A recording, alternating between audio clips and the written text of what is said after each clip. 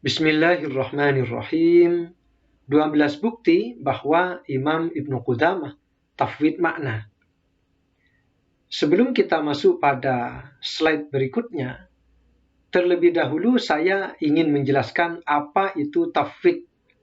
Tafwid itu artinya pasrah, menyerahkan kepada Allah. Sehingga tafwid makna berarti menyerahkan kepada Allah terkait maknanya. Tafwid kaifiyah berarti menyerahkan kaifiyahnya kepada Allah. Jadi tafwid makna itu tidak tahu maknanya. Karena maknanya diserahkan kepada Allah. Hanya Allah yang tahu. Kalau tafwid kaifiyah berarti yang tidak diketahui itu hanya kaifiyahnya saja. Jadi maknanya diketahui, kaifiyahnya tidak diketahui. Nah, Imam Ibnu Qudamah dianggap oleh sebagian orang tidak tafwid makna. Hanya tafwid kaifiyah, kata orang itu. Benarkah demikian? Benarkah Imam Ibnu Qudamah mengaku bahwa makna dari ayat-ayat sifat itu diketahui dan ditetapkan? Kemudian yang dipasrahkan kepada Allah hanyalah kaifiyahnya saja. Ataukah Imam Ibnu Qudamah ini berpegang pada metode tafwid makna? Berikut saya akan buktikan bahwa Imam Ibnu Qudamah bukan hanya tafwid kaifiyah, tetapi beliau tafwid makna. Bukti yang pertama, kembalikan ilmu dan maknanya kepada yang mengatakannya. Nah, ini menurut Imam Ibnu Qudamah di dalam kitab Dhammut Ta'wil halaman 11. Wa madhabus salafi rahmatullahi alaihim. Adapun madhab salaf, semoga rahmat Allah atas mereka, al-imanu bisifatillahi ta'ala, yaitu beriman dengan sifat-sifat Allah Ta'ala, wa asma'ihi, dan nama-namanya, allati wasafa biha nafsahu, yang dia sifati dengannya terhadap dirinya, fi ayatihi, di dalam ayat-ayatnya, wa tanzilihi, dan kitab yang diturunkannya, au ala lisani rasulihi, atau pada lisan utusannya, min ghairi ziyadatin, dengan tanpa penambahan alaiha atasnya, wala naqsim minha, dan tanpa pengurangan darinya, wala tajawuzin laha, dan tanpa melewati terhadapnya, wala tafsirin, dan tanpa tafsir, wala ta'wilillaha bima yukhalifu zahiraha, dan tanpa takwil terhadapnya dengan apa yang menyelisihi terhadap zahirnya, wala tashbihin bisifatil makhluqina, dan dengan tanpa penyerupaan dengan sifat-sifat para makhluk, wala simatil muhdatsina, dan tanpa penyerupaan dengan tanda-tanda perkara-perkara yang baru, yaitu makhluk. Bal, bahkan, amirruha kama ja'at. Amirruha kama ja'at. Biarkanlah ia sebagaimana ia datang. Waruddu ilmaha ila qailiha, dan kembalikanlah pengetahuannya terhadap pengucapnya. Wa ma'naha ilal mutakallimi biha, dan kembalikanlah maknanya terhadap yang mengatakannya. Sebagian orang memelintir perkataan Imam Ibnu Qudamah bahwa beliau hanya menolak takwil yang menyelisihi zahirnya. Sehingga jika tidak menyelisihi zahirnya, maka itu diterima, kata orang itu. Padahal begini cara memahami perkataan Ibnu Qudamah ini. Jadi kata beliau terhadap sifat-sifat Allah dan nama-nama Allah yang Allah sifati dirinya dengan hal itu, maka pertama dengan tanpa penambahan atasnya. Cukup dengan teks yang datang. Yadullah, sudah tidak perlu ditambah-tambah. wala naqsim minha, dan tanpa mengurangi darinya, dan tidak melewatinya. Perhatikan di sini, wala tafsirin, dan tanpa tafsir. Wala ta'wilillaha ma bima yukhalifu zahiraha. Jadi perhatikan di sini, ini yang sebagian orang kurang teliti. Wala tafsirin, tanpa tafsir. Jadi perhatikan ya, tanpa tafsir. Wala ta'wilillaha bima yukhalifu zahiraha, dan tanpa takwil terhadapnya dengan apa yang menyelisihi zahirnya. Saya akan jelaskan lebih rinci. Takwil ditolak, tafsir ditolak. Jadi tanpa tafsir, tanpa takwil. Nah, beliau Imam Ibnu Qudamah ini menolak takwil dalam arti pemalingan dari makna utama. Sehingga wala ta'wilillaha bima yukhalifu zahiraha, tanpa adanya takwil terhadapnya dengan apa yang menyelisihi zahirnya. Jadi ketika ada orang yang mengartikan yad bagi Allah sebagai kekuatan, maka menurut Imam Ibnu Qudamah itu bukan yang dipegang oleh mazhab salaf. Dan Imam Ibnu Qudamah tidak sedang menjelaskan bahwa jika takwil itu sejalan dengan zahirnya itu diterima. Bukan. Beliau dalam rangka menolak takwil yang menyelisihi zahirnya. Jadi kan teksnya kan yad. Teksnya itu yad. Kok diartikan kepada kuwah? Nah, ini kan tidak sejalan, kata Imam Ibnu Qudamah. Teksnya yad. Tidak perlu pada lafaz yang lain, yaitu al-quwah. Jadi wala ta'wilillaha bima yukhalifu zahiraha. Tetapi yang di depan ini sudah menafikan makna. Wala tafsirin. Tidak ada tafsir, kata beliau. Jadi generasi salaf itu tidak melakukan tafsir. Jadi ada tafsir, ada takwil. Tafsir tidak dilakukan, takwil yang menyelisihi terhadap zahir lafaz juga tidak dilakukan oleh generasi salaf. Supaya lebih jelas, mari kita lanjutkan. Tanpa penyerupaan dengan sifat-sifat makhluk dan tanpa penyerupaan terhadap tanda-tanda perkara yang baru, yaitu makhluk. Perhatikan di sini, bal amirruha kama ja'at. Bahkan biarkanlah ia sebagaimana ia datang. Yadullah, datangnya kan begitu informasinya. Ya sudah, biarkan begitu. Yadullah, tidak perlu ditambah-tambah. Yadullah itu artinya ya tangan. Tidak perlu ditambah-tambah. Amirruha kama ja'at, biarkanlah ia sebagaimana ia datang. Perhatikan di sini. Waruddu ilmaha ila qailiha. Kembalikanlah pengetahuannya terhadap pengucapnya. Jadi apa pengetahuan terhadap yadullah itu? Ya sudah, kembalikan kepada yang mengucapkannya. Allah yang mengucapkannya, ya Allah yang tahu terhadap hal itu. Rasulullah yang mengucapkannya, Rasulullah yang tahu atas hal itu. Jika kurang jelas, jika masih ada yang berpikir itu ada maknanya, lanjutannya ini, wa ma'naha ilal mutakallimi biha.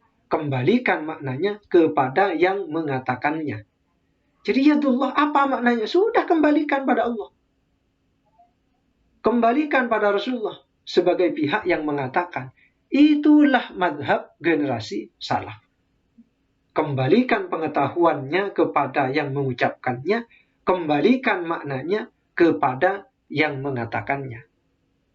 Jadi tafsir tidak dilakukan, takwil tidak dilakukan. Ini bukti yang pertama. Sekarang lanjut pada bukti yang kedua, yaitu beriman dengan makna yang dikehendaki oleh Allah.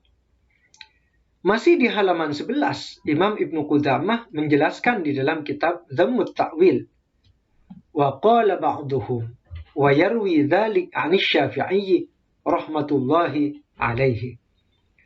Sebagian generasi salaf itu berkata, Dan dia meriwayatkan hal itu dari Imam Asy-Syafi'i. Semoga rahmat Allah atasnya. Imam Asy-Syafi'i berkata, amantu bima ja'a anillahi ala muradillahi. Aku beriman dengan apa yang datang dari Allah atas murad yang diinginkan oleh Allah. Jadi ketika yadullah istawa, itu kan datang dari Allah. Maka kata Imam Asy-Syafi'i, aku beriman dengan apa yang datang dari Allah atas murad yang dikehendaki oleh Allah. Artinya beliau tidak menetapkan murad. Karena beliau mengatakan muradnya itu hanya diketahui oleh Allah. Oleh sebab itu, amantu bima ja'a anillahi ala muradillahi. Atas makna yang dikehendaki oleh Allah.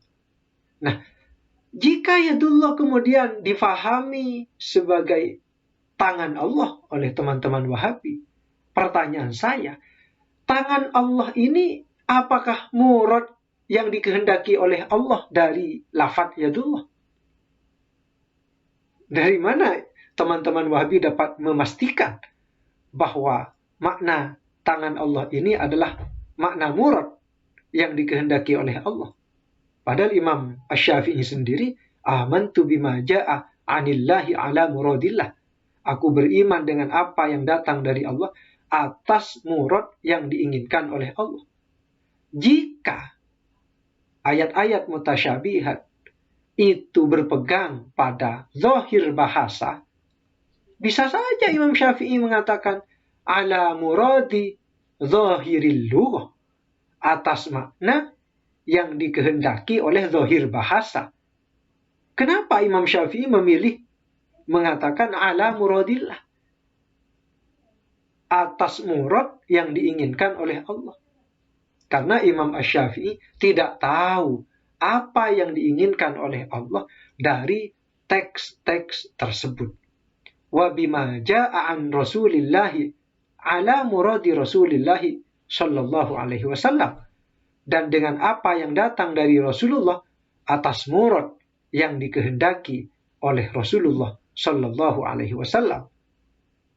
Jadi bukti yang kedua ini menjelaskan kepada kita bahwa ayat-ayat mutasyabihat itu tidak berpegang pada murad dari zahir bahasa, tetapi berpegang pada apa yang dikehendaki oleh Allah dan Rasul-Nya.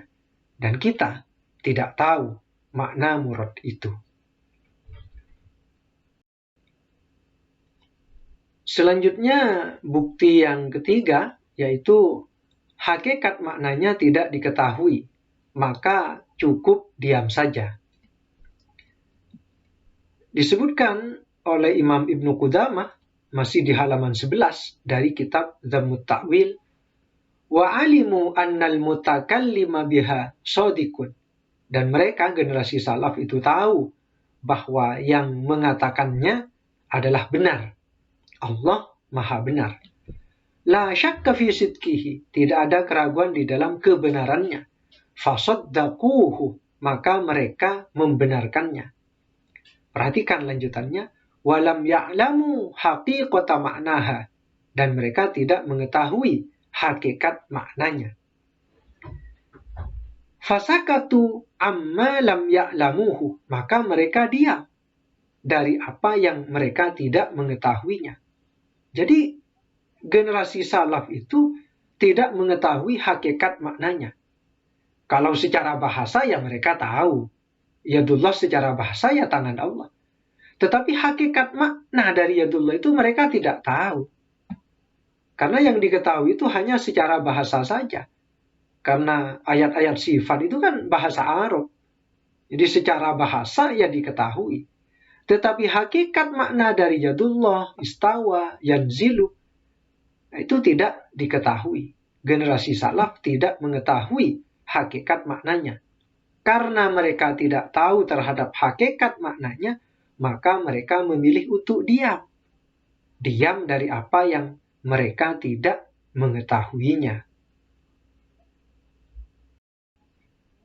Kemudian bukti yang keempat, tidak menafsirkan dan tidak menakwilkan ayat sifat. Masih di halaman 11 dari kitab Zammut Ta'wil, Imam Ibnu Qudamah menjelaskan, وَالدَّلِيلُ عَلَىٰ أَنَّ مَذْهَبَهُمْ مَا ذَكَرْنَاهُ. Adapun bukti bahwa mazhab mereka, mazhab generasi salaf, itu seperti apa yang telah kami ceritakan, annahum naqulu ilaina al-Qur'an al-azimah. Sesungguhnya mereka menukilkan kepada kita Al-Quran Al-Azim wa akhbar Rasul sallallahu alaihi wasallam, dan khabar-khabar Rasul sallallahu alaihi wasallam. Naqla musaddiqin laha, secara penukilan orang yang membenarkan terhadapnya, mu'minin biha, beriman dengannya, qabilillaha, menerima terhadapnya, ghairi murtabin fiha, tanpa kebimbangan di dalamnya, wala syakin fi sidqi qailiha, dan tanpa keraguan di dalam kebenaran pengucapnya. Perhatikan, walam yufassiru ma yata'allaqu bis-sifati minha, dan mereka itu tidak menafsirkan sesuatu yang berkaitan dengan sifat-sifat darinya. Wala ta'awwaluhu, dan mereka tidak mentakwilnya. Jadi di sini ada dua kata, ada tafsir, ada takwil. Generasi salaf itu tidak melakukan tafsir, tidak melakukan takwil. Jadi tafsir tidak, takwil juga tidak. Apa itu tafsir? Tafsir itu adalah menjelaskan makna dari lafaz itu. Itu yang dimaksud dengan tafsir. Nah, generasi salaf itu tidak melakukan tafsir, tidak memunculkan makna dari lafaz itu. Sekaligus mereka tidak melakukan takwil. Wala syabbahuhu bi sifatil makhluqina, dan mereka tidak menyerupakannya dengan sifat-sifat makhluk. Idh law fa'alu syai'an min dzalik lanukila anhum. Karena seandainya mereka melakukan satu pun dari hal itu, niscaya akan dinukil dari mereka. Jadi mereka tidak melakukan tafsir, tidak mengartikan. Yadullah tidak diartikan, istawa tidak diartikan oleh mereka. Tidak ditafsirkan, dan juga tidak ditakwil. Dan bukti yang kelima, yaitu menetapkan adanya sifat tanpa menetapkan batasan dan kaifiyah. Di halaman 15 dari kitab Zammut Ta'wil, Imam Ibnu Qudamah menjelaskan, wal aslu fi hadza, inti dalam persoalan ini, annal kalama fi sifati, sesungguhnya perkataan di dalam sifat-sifat, far'un 'alal kalami fi dzati, adalah cabang dari perkataan di dalam zat, wa yatahadza fi dzalika hadzwahu wa mithalahu. Fa idza kana ma'luman anna itsbata rabbil alamin azza wa jalla innama huwa itsbatu wujudin la itsbatu tahdidin wa takyifin, fakadzalika itsbatu sifatihi innama huwa itsbatu wujudin la itsbatu tahdidin wa la itsbatu tahdidin wa takyifin. Jika adanya telah diketahui bahwa penetapan adanya Tuhan semesta alam azza wa jalla hanya penetapan wujud, ya, bukan penetapan batasan dan kaifiyah, maka begitu juga penetapan sifat-sifatnya hanya penetapan wujudnya. Maksudnya penetapan adanya sifat itu, la isbatu tahdidin wa takyifin, bukan penetapan batasan dan kaifiyah. Maksudnya begini, ketika disebut istawa, yadullah, maka yang diisbat itu adalah adanya sifat-sifat itu. Allah punya sifat istiwa, Allah punya sifat yad, Allah punya sifat wajah, Allah punya sifat nuzul, dan lain sebagainya. Hanya penetapan adanya sifat-sifat itu, bukan penetapan batasan dan kaifiyah.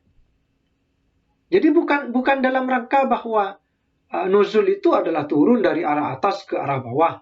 Yad artinya adalah tangan. Bukan itu. Ya.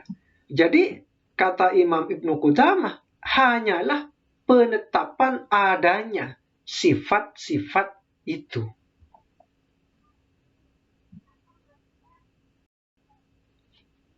Yang keenam, tafsir ayat mutasyabihat adalah cukup membacanya saja. Pada halaman 19 disebutkan, Qala Abul Qasim, haddatsana Muhammad ibnu Rizkillah, haddatsana Utsman ibnu Ahmad, haddatsana Isa bin Musa qala. Isa bin Musa menceritakan kepada kami dan dia berkata, Sami'tu abi yaqulu. Aku mendengar ayahku berkata, Sami'tu Sufyana ibn Uyainah. Aku mendengar Sufyan bin Uyainah yaqulu berkata, Kulluma wasafallahu ta'ala bihi nafsahu.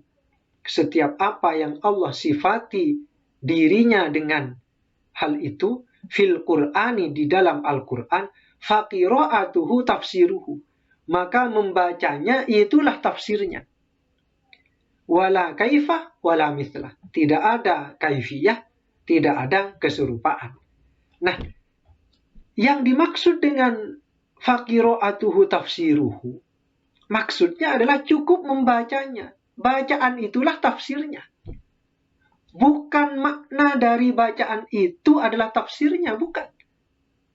Bacaan itulah tafsirnya. Artinya kalau ditanya, ini ada tafsirnya misalnya, ya bacaannya itu sudah tafsirnya. Tidak perlu ditafsirkan lagi, cukup bacaannya saja. Jadi bacaannya adalah tafsirnya. Ya, bukan kemudian difahami makna dari bacaannya itulah tafsirnya, bukan. Bacaannya itulah tafsirnya. Apa tafsir dari yadullah? Ya bacaannya. Apa bacaannya? Yadullah. Ya kan tetap saja. Ar-Rahmanu 'alal 'arsy istawa. Apa tafsir dari itu? Ya bacaannya. Apa bacaannya? Ar-Rahmanu 'alal 'arsy istawa. Jadi bukan dipelintir lagi bahwa yang dimaksud tafsirnya itu adalah makna dari bacaan itu. Jelas sekali di sini. Sufyan ibnu Uyainah mengatakan bacaannya itulah tafsirnya. Artinya tidak ada tafsir selain itu. Tidak ada tafsir selain bacaannya saja itu. Ya kalau kemudian difahami bahwa bacaannya itu ada maknanya, ada penjelasannya. Ya apa bedanya dengan ayat-ayat yang bukan menjelaskan tentang sifat? Oh ini beliau menjelaskan ada bedanya. Membedakan antara ayat sifat dengan yang bukan ayat sifat. Ya kalau ini kemudian diartikan makna dari bacaannya itulah tafsirnya, ya kan sama dengan ayat-ayat yang bukan sifat. Ya, sehingga di sini pemahamannya adalah tafsir darinya itu adalah bacaannya itu. Cukup baca saja. Tidak ada tafsir lain selain bacaan itu.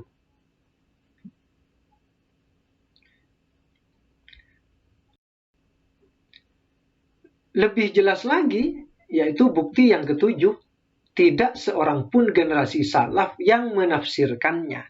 Pada halaman 20, wa qala Abu Ubaid berkata, ma adrakna ahadan yufassiru hadhil ahaditha wa nahnu la nufassiruha. Kami tidak mendapati seorang pun yang menafsirkan hadis-hadis ini. Oleh sebab itu kami pun tidak menafsirkannya. Jadi kata Abu Ubaid, generasi salaf itu tidak ada yang menafsirkan hadis-hadis itu. Ya, kembali kepada yang nomor 6 tadi. Ya, tafsirnya adalah bacaannya. Ya, jadi tidak menafsirkan hadis-hadis itu seorang pun dari generasi salaf. Oleh sebab itu kata Abu Ubaid, wa nahnu la nufassiruha. Maka kami pun tidak menafsirkannya.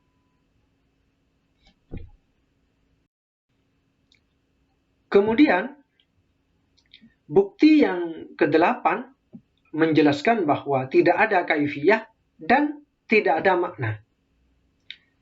Pada halaman 22 dijelaskan, qala wa akhbarani Ali bin Isa, telah mengabarkan kepadaku Ali bin Isa bahwa anna Hambalan haddatsahu, bahwasanya Hambal menceritakan pada mereka. Qala, Hambal berkata, sa'altu Aba Abdillahi, aku bertanya pada Abu Abdillah, anil ahaditsil lati tarwi innallaha tabaraka wa ta'ala yanzilu kulla lailatin ila sama'id dunya. Aku bertanya kepada Abu Abdillah tentang hadis-hadis yang meriwayatkan, menjelaskan, innallaha tabaraka wa ta'ala yanzilu kulla lailatin ila sama'id dunya wa annallaha yara wa annallaha yura wa innallaha yada'u qadamahu wa ma ashbahahu, dan hal yang serupa dengannya, dengan hadis-hadis tersebut. Faqala Abu Abdillah, maka Abu Abdillah menjawab, nu'minu biha, kami beriman dengannya, wa nusaddiqu biha, kami membenarkannya, wala kaifah wala makna, tidak ada kaif, tidak ada makna, wala naruddu minha syai'an, dan kami tidak menolak sesuatu pun darinya. Jadi kata beliau, la kaifah wala makna. Tidak ada kaifah, tidak ada makna. Jadi hadis-hadis semacam ini itu tidak ada kaifah, tidak ada makna. Sejalan dengan yang dijelaskan pada slide sebelumnya, bahwa generasi salaf itu tidak mengetahui maknanya. Maka di sini wala kaifah wala makna. Tidak ada kaif, tidak ada makna.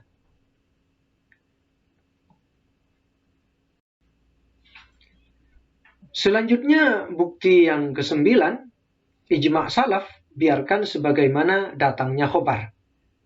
Di dalam kitab Zammut Ta'wil, halaman 26, faqad thabata madda'ainahu, maka sungguh telah tetap apa yang kami dakwahkan, yang kami akui sebagai kebenaran, mim madhabis salafi rahmatullahi alaihim, dari madhab generasi salaf, semoga rahmat Allah atas mereka, bima naqalnahu anhum, dari apa yang kami nukil dari mereka, jumlatan wa tafsilan, baik secara global maupun secara terperinci, wa'tirafal ulama'i, dan pengakuan para ulama, min ahlin naqli kullihim, dari ahli penukilan semuanya, mereka semuanya, bidzalik, atas hal itu, walam a'lam an ahadim minhum khilafan fi hadhil mas'alati, dan aku tidak mengetahui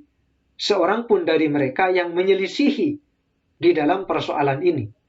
Bal qad balaghani amman yadhhabu ila ta'wili, bahkan sungguh telah sampai kepadaku dari orang yang berpegang pada mazhab ta'wil, lihadihil akhbari, terhadap khobar-khobar ini, wal ayati, dan ayat-ayat, al-i'tiraf bi anna madhhab as-salafi fima qulnahu, bahwasanya mazhab salaf itu seperti apa yang telah kami katakan. Jadi kata beliau, kata Imam Ibnu Qudamah, bahkan orang yang berpegang pada takwil pun mengakui bahwa generasi salaf itu seperti apa yang telah kami jelaskan, yaitu tidak menafsirkannya, tidak menakwilkannya, tidak mengetahui maknanya. Jadi orang yang ahli takwil pun mengetahui bahwa apa yang disampaikan oleh Imam Ibnu Qudamah itu benar. Wa ra'aitu li ba'di syuyukhihim, bahkan aku melihat pada sebagian guru-guru mereka, guru-guru orang yang berpegang pada madhab ta'wil, fi kitabihi di dalam kitabnya, qala berkata, ikhtalafa ashabuna fi akhbaris sifati. Telah berbeda pendapat sahabat-sahabat kami di dalam khobar-khobar sifat. Faminhum man amarroha kama ja'at min ghairi tafsirin wala ta'wilin. Di antara mereka itu ada yang membiarkannya sebagaimana ia datang dengan tanpa tafsir dan tanpa takwil. Nah, ini yang dimaksud dengan sejalan dengan generasi salaf, yaitu membiarkannya sebagaimana ia datang. Yadullah, ya biarkan saja yadullah. Ar-Rahmanu 'alal 'arsyistawa, ya biarkan saja Ar-Rahmanu 'alal 'arsyistawa. Yanzilu tabaraka wa ta'ala, ya biarkan saja begitu. Min ghairi tafsirin wala ta'wilin, dengan tanpa tafsir dan tanpa takwil. Ma'anafiyat tashbihi anha, serta menafikan penyerupaan dengannya. Wahuwa madhabus salafi, ia itulah madhab generasi salaf. Maka kata Imam Ibnu Qudamah, fahasolal ijma'u ala sihhati ma dzakarnahu, maka dihasilkanlah suatu ijma' atas benarnya apa yang telah kami sebutkan. Alhamdulillah.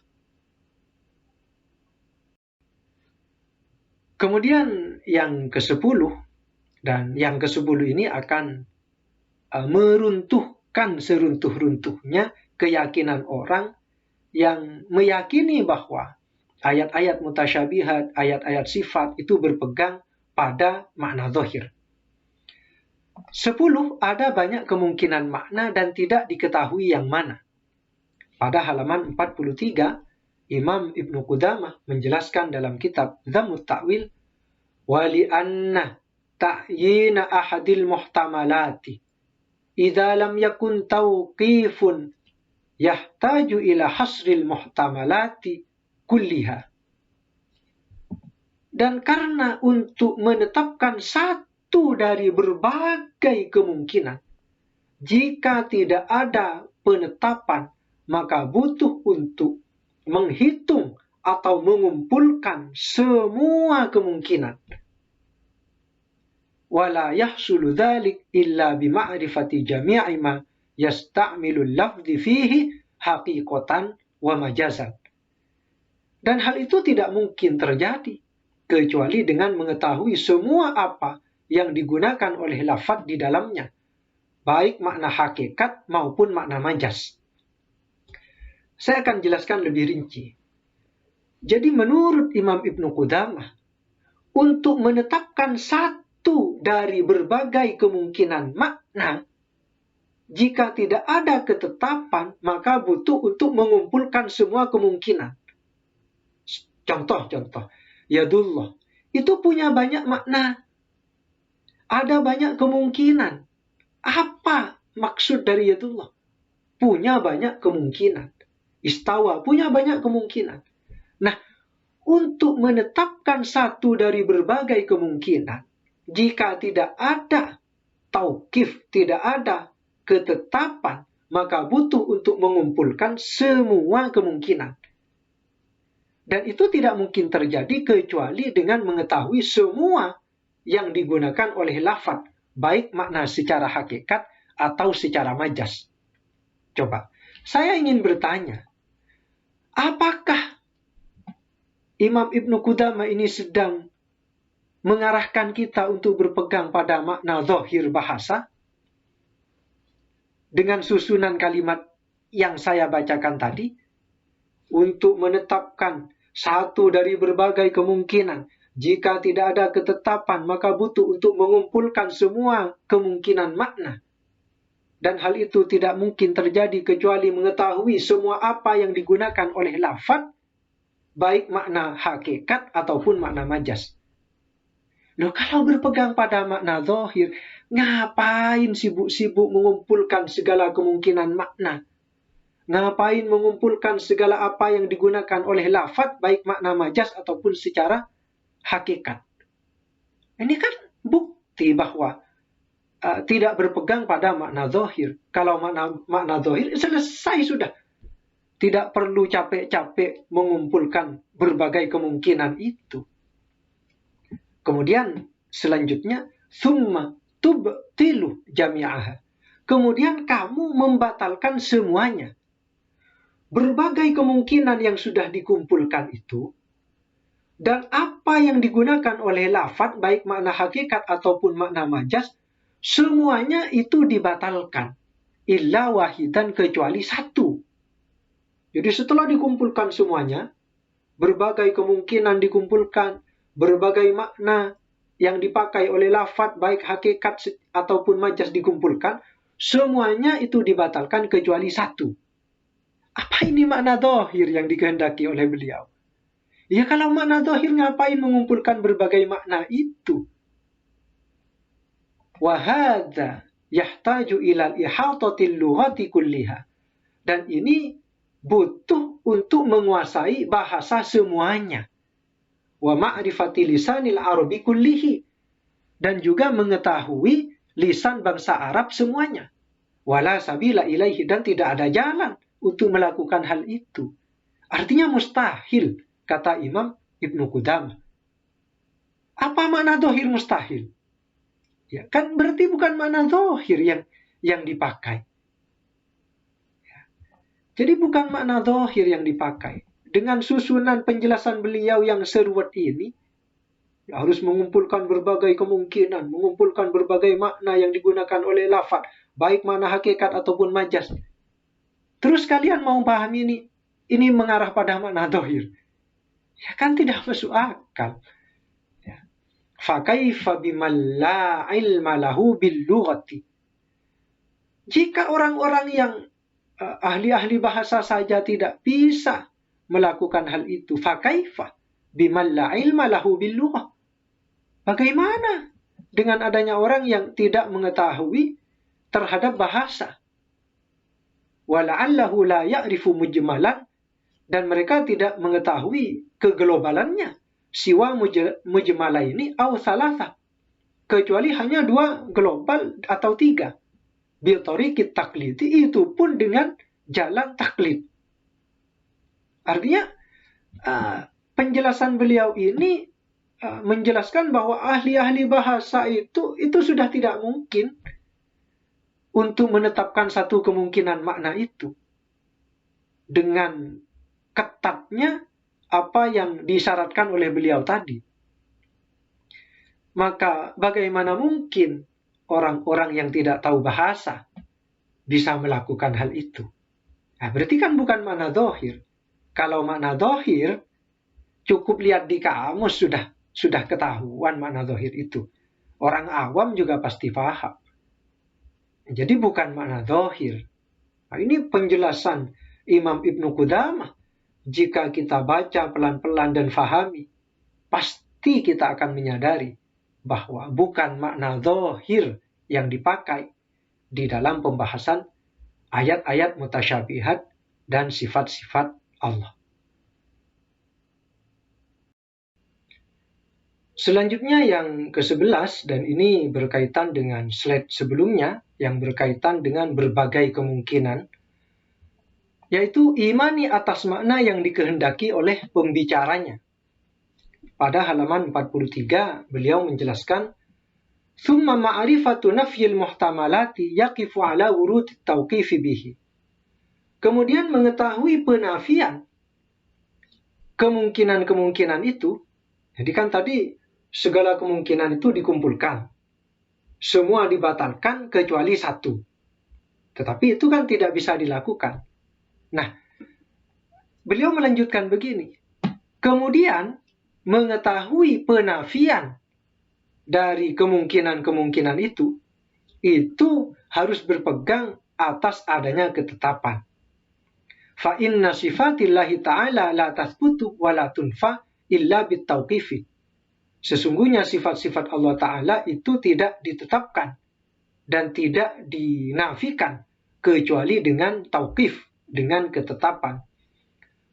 Perhatikan kelanjutannya, wa idza ta'adzara hadza, dan jika hal itu tidak mungkin, batala ta'yinu mujmalim minha ala wajhi sihhati. Maka batallah untuk menetapkan yang global darinya atas sisi yang benar. Wa wajabal imanu biha bil ma'na alladhi aradahul mutakallim. Bil ma'na alladhi aradahul mutakallimu biha. Jika tidak dapat menetapkan satu dari berbagai kemungkinan yang ada, maka batallah untuk menetapkan hal yang global itu. Yang mana yang akan dipakai? Padahal ada banyak kemungkinan. Nah, maka kata beliau, jika sudah tidak bisa, maka wajib beriman dengannya dengan makna yang dikehendaki oleh yang berbicara. Ya, siapa? Allah. Allah yang berfirman. Ya, maka wajib iman dengan makna yang Allah kehendaki. Selanjutnya yang ke-11, dan ini ada kaitannya dengan slide sebelumnya yang menjelaskan tentang berbagai kemungkinan makna, yaitu imani atas makna yang dikehendaki oleh pembicaranya. Jadi pada slide sebelumnya itu kan untuk menetapkan satu kemungkinan, maka perlu mengumpulkan berbagai kemungkinan, kemudian batalkan semua kemungkinan, sisakan satu kemungkinan. Dan kata Imam Ibnu Qudamah, itu tidak mungkin dapat dilakukan. Maka beliau melanjutkan, summa kemudian, ma'rifatu nafyil muhtamalati, yaqifu ala wurudi tauqifi bihi. Mengetahui penafian kemungkinan-kemungkinan itu berpegang atas adanya ketetapan. Fa inna sifatillahi ta'ala la tathbutu wa la tunfa illa bitauqifi. Sesungguhnya sifat-sifat Allah Ta'ala itu tidak ditetapkan dan tidak dinafikan kecuali dengan ketetapan. Wa idza ta'adzara hadza batala ta'yinu mujmalim minha ala wajhi sihhati. Jika tidak mungkin hal ini, maka batallah penetapan sesuatu yang global darinya atas sisi yang benar. Nah, jika tidak mungkin untuk melakukan penafian atas kemungkinan-kemungkinan yang ada dan menetapkan satu kemungkinan, jika tidak mungkin itu dilakukan, maka batallah untuk menetapkan satu yang dikehendaki itu. Kan tidak mungkin untuk menafikan berbagai kemungkinan itu dan menyisakan satu, kata Imam Ibnu Qudamah, sebagaimana yang dijelaskan pada slide sebelumnya. Maka batallah untuk menetapkan yang global darinya. Kemudian wa wajabal imanu biha bil ma'na alladhi aradahul mutakallimu biha. Oleh sebab itu wajib beriman dengannya dengan makna yang dikehendaki oleh yang mengatakannya. Jadi kita ini karena tidak tahu, tidak dapat menetapkan mana makna yang dikehendaki dari berbagai makna yang mungkin saja digunakan itu, karena kita tidak mungkin menetapkan, maka wajib beriman dengannya dengan makna yang dikehendaki oleh yang berbicara. Artinya hanya Allah saja yang tahu apa makna yang beliau kehendaki. Kama ruwiya anil imami Muhammad ibn Idris Asy-Syafi'i radhiyallahu anhu innahu qol. Sebagaimana diriwayatkan dari Imam Muhammad bin Idris Asy-Syafi'i, semoga Allah meridainya, bahwasanya beliau berkata, amantu bima jaa'a 'anillahi 'ala muradillah. Aku beriman dengan apa yang datang dari Allah atas murad yang dikehendaki oleh Allah. Wa amantu bima jaa'a 'an Rasulillahi 'ala muradi Rasulillahi sallallahu alaihi wasallam. Dan aku beriman dengan apa yang datang dari Rasulullah atas murad yang dikehendaki oleh Rasulullah sallallahu alaihi wasallam. Jadi beriman dengan apa yang datang dari Allah atas murad yang dikehendaki oleh Allah. beriman dengan apa yang datang dari Rasulullah dengan murad yang dikehendaki oleh Rasulullah. Ya, bukan dengan makna zahir. Ya, bukan dengan makna zahir. Kemudian yang terakhir, bagi orang yang masih mengatakan bahwa berpegang pada makna zahirnya, disebutkan di sini cukup beriman pada lafadznya saja. Pada halaman 44, Imam Ibnu Qudamah menjelaskan, ini berkaitan erat dengan perkataan Imam Syafi'i yang sebelumnya, yaitu aku beriman dengan apa yang datang dari Allah atas murad yang dikehendaki oleh Allah. Aku beriman dengan apa yang datang dari Rasulullah dengan murad yang dikehendaki oleh Rasulullah. Maka kata beliau, wa hadhihi tariqatun mustaqimah. Ini adalah jalan yang lurus. Wa maqalatun sahihatun salimatun. Dan ini adalah perkataan yang benar dan menyelamatkan. Laisa ala sahibiha khatrun. Tidak ada kesalahan atas pengucapnya. Wala yalhaqahu aibun. Tidak ada aib yang menghinggapi pengucapnya. Wala darar, dan tidak ada bahaya. Li'annal mawjuda minhu huwal imanu bilafdil kitabi. Karena yang ada darinya adalah beriman dengan lafaz kitab. Beriman dengan lafaz kitab. Was sunnati, dan sunnah. Wa hadza amrun wajibun ala khalqillahi ajma'ina. Dan ini adalah perkara yang wajib bagi semua makhluk Allah semuanya. Fa in jahada kalimatan min kitabillahi muttafaqun 'alaiha kufrun bi ijma'il muslimina. Apabila menentang satu kalimat dari kitab Allah, maka disepakati atasnya kafir berdasarkan ijma' kaum muslimin. Jadi kalau kita mengingkari lafaz dari kitab dan sunnah, mengingkari lafaz yadullah, mengingkari istawa, padahal ada di dalam Alkitab, maka disepakati kafir oleh ijma' seluruh umat Islam. Tetapi lanjutannya perhatikan, wasukutuhu an ta'wilin lam ya'lam sihhatahu, dan diamnya dari takwil yang tidak diketahui kebenarannya, wasukutu an dzalik, dan diam atas hal itu, wajibun aidon, wajib juga. Jadi coba kaitkan perkataan ini dengan penjelasan beliau pada slide-slide sebelumnya, yaitu tidak ada tafsir, tidak ada takwil, ya.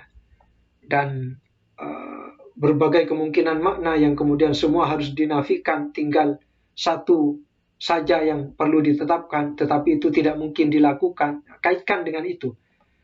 Maka kemudian diam, dan diamnya dari mentakwil bagi terhadap apa yang tidak diketahui, ya kan, tidak diketahui kan, dan diam atas hal itu, maka itu wajib juga. Jadi wajib kita berdiam diri dari melakukan tafsir dan takwil. Tidak boleh. Ya. Kenapa? Karena tidak tahu.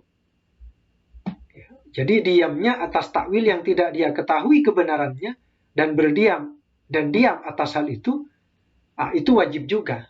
Ya, namanya tidak tahu ya terhadap yang dikehendaki oleh Allah, ya maka kita tidak boleh sok tahu. Itu bahasa ringkasnya. Wajibun aidan bidalilil kitabi was sunnati wal ijma'i. Jadi tidak melakukan takwil karena tidak tahu, tidak melakukan tafsir karena tidak tahu, ya karena alasan-alasan yang sudah dijelaskan sebelumnya, itu wajib juga supaya tidak sok tahu terhadap lafaz kitab Allah dan sunnah Rasulullah. Jadi diam itu juga wajib berdasarkan dalil kitab dan as-sunnah dan berdasarkan ijma'. Tsumma law lam yakun wajiban lakana jaizan bighairi khilaf. Jika tidak wajib diam, maka boleh melakukan takwil. Ya, tetapi beliau menolak takwil, kan begitu. Nah, kesimpulannya dari 12 bukti ini bahwa Imam Ibnu Qudamah itu tafwid makna, bukan tafwid kaifiyah. Jika masih belum memahami penjelasan video ini, silahkan diputar ulang dari depan, tonton pelan-pelan, fahami pelan-pelan, nanti akan dapat kesimpulan bahwa Imam Ibnu Qudamah ini berpegang pada tafwid makna. Kurang lebihnya mohon maaf. Wallahu a'lam.